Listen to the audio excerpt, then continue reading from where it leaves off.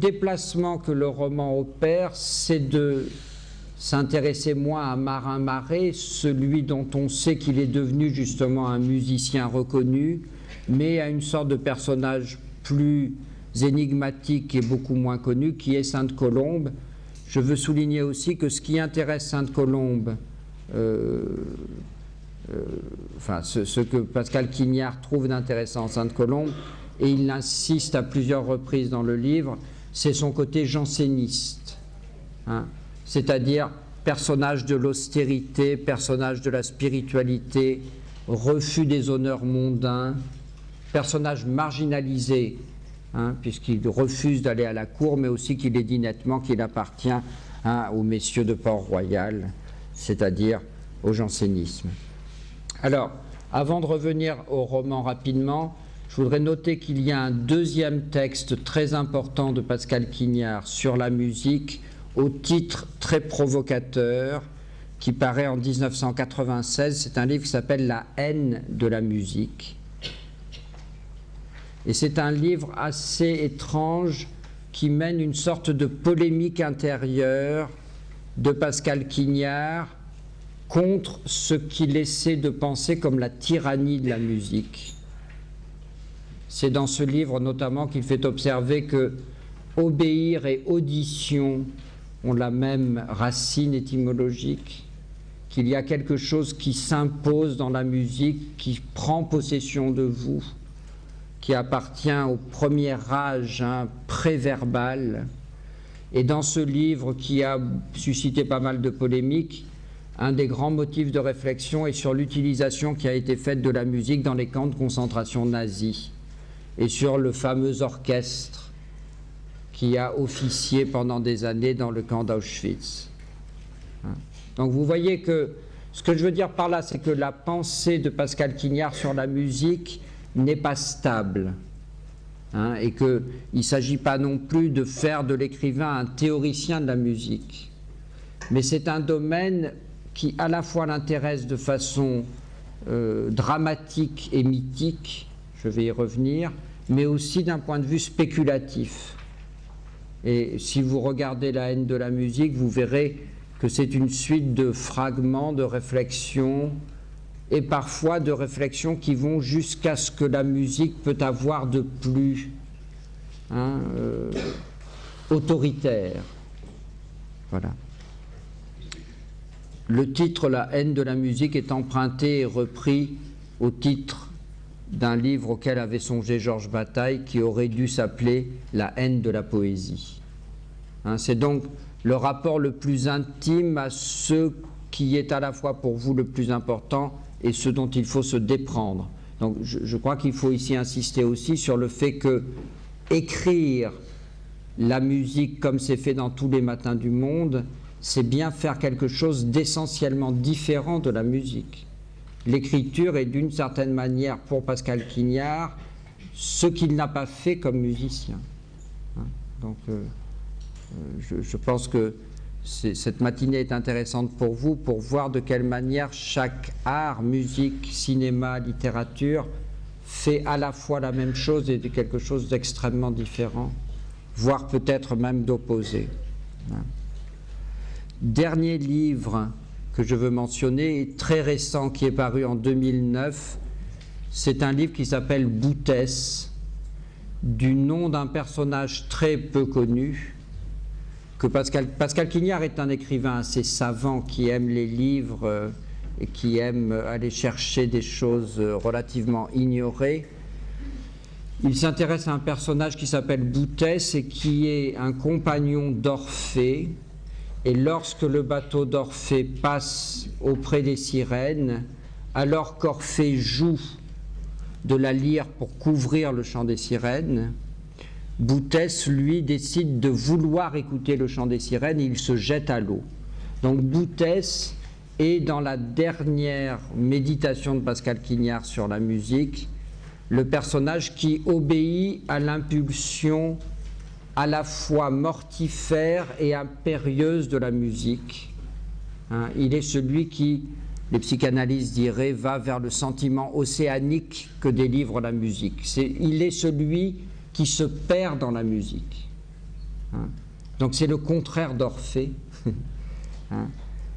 Donc si j'ai rappelé ou si j'ai indiqué ces livres, c'est pour vous montrer que la pensée de Pascal Quignard ne finit pas de tourner autour de la musique, et peut-être d'ailleurs que le dernier livre s'approche au plus près des rapports entre la musique et la danse. D'une certaine manière, et c'était intéressant d'entendre des gavottes ou des... Hein, la musique est aussi ce qui met en branle le corps, hein, ce qui le met en mouvement avant même, hein, d'où ce caractère à la fois impérieux mais aussi, hein, le caractère de saut et de légèreté qui est dit, hein, dans Boutès. Alors, je voudrais retenir de là que ce qui est important dans Boutès aussi, c'est ce qu'une fable ou ce qu'un mythe tient de signification à la fois dissimulée et plurielle. Hein. La méthode de Pascal Quignard n'est pas une théorie, ce n'est pas une philosophie de la musique, c'est d'aller chercher dans certaines histoires dans lesquelles ont un rôle particulier l'histoire des sirènes, l'histoire d'Orphée, hein, mais des éléments pour penser ce que la musique nous permet de toucher, ou ce à quoi la musique nous permet d'atteindre. Hein.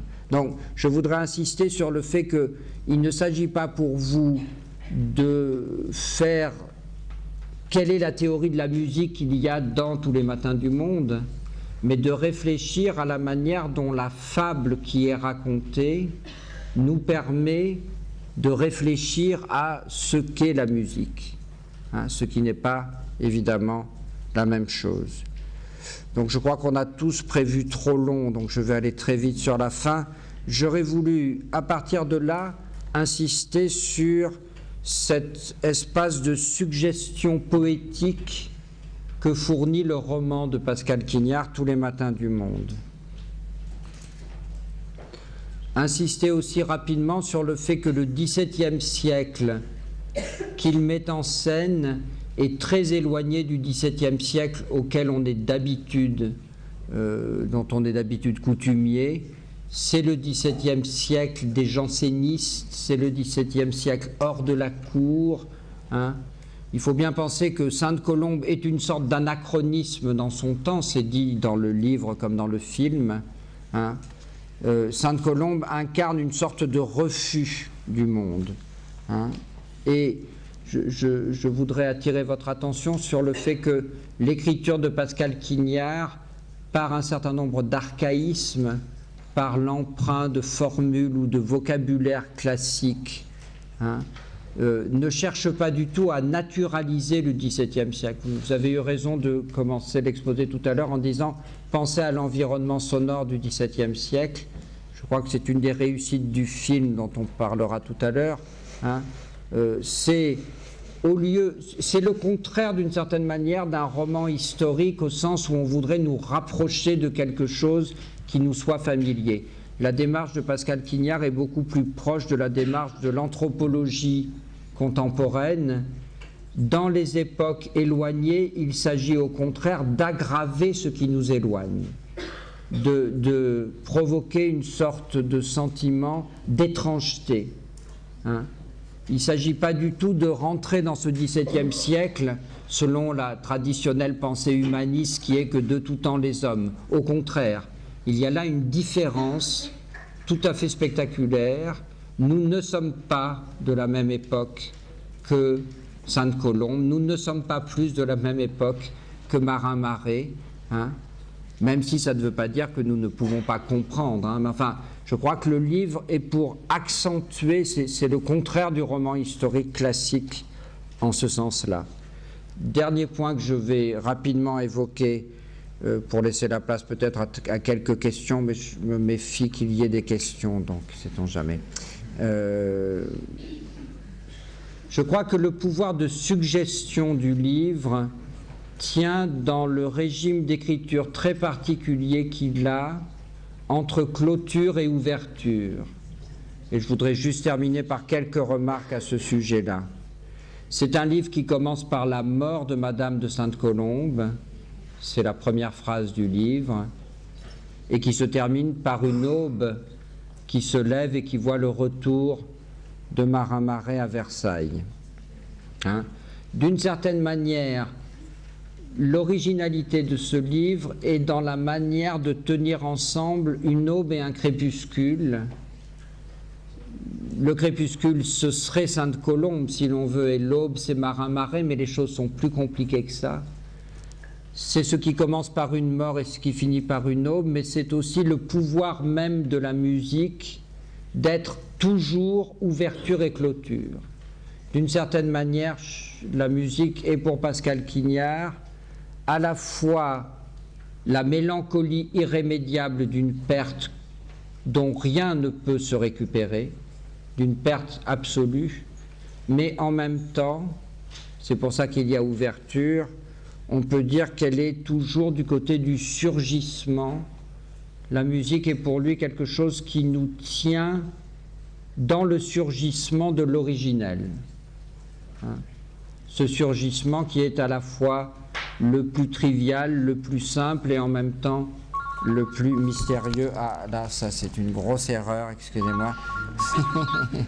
J'éteins. Voilà, je ne réponds pas, vous comprendrez. Bien, donc je voudrais insister sur le fait que la musique y paraît comme plus comme une recherche et comme une quête que comme un état. Hein. Je crois, et je terminerai par là, c'est peut-être d'une certaine manière, je ne sais pas si c'est le plus choquant, je me demande si c'est pas ça qui dérange dans les études littéraires finalement. Vous savez que c'est des études un peu menacées aujourd'hui. Mais finalement, que dit le livre de Pascal Quignard? Il dit que d'une certaine manière, il faut préférer la sauvagerie de la création, la socialité de la création, qu'il vaut mieux refuser le métier, la cour, les ors, les palais. Hein? Et c'est un motif très constant de son œuvre. Donc refuser cela au prestige de la culture. Et je voudrais terminer par cette ambiguïté qu'il y a peut-être, mais je crois qu'il faut faire entendre quand on étudie la littérature ou quand on travaille sur l'art, quelque chose qui est la lutte toujours très puissante entre le caractère violent, choquant, paradoxal, scandaleux de l'activité artistique, qui est une activité en rien socialisante, qui est une activité peut-être asociale, qui peut-être nous tourne vers une origine qui nous détourne du monde, qui nous détourne des fonctions sociales, et pourtant le fait que l'art est toujours repris par le mouvement même de la culture, par la transmission de la culture, hein, par les institutions, au premier rang desquelles, évidemment, se tient l'école. Je souhaite qu'en enseignant tous les matins du monde, soit audible à la fois la nécessité de cette transmission culturelle, mais le fait que dans cette transmission, ce qui doit se transmettre, c'est d'une certaine manière ce qui ne s'enseigne pas. Merci.